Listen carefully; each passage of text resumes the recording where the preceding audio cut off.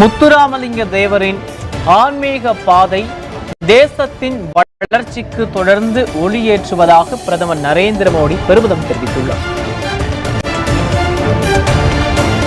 தற்போது கிடைத்திருக்கும் அண்மை செய்தியாக பார்த்து வருகிறோம்.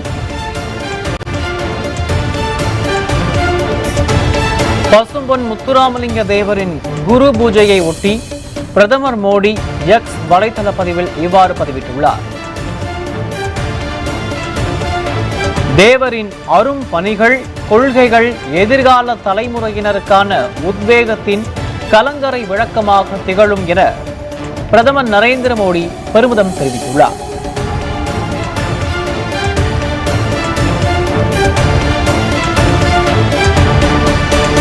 தற்போது கிடைத்த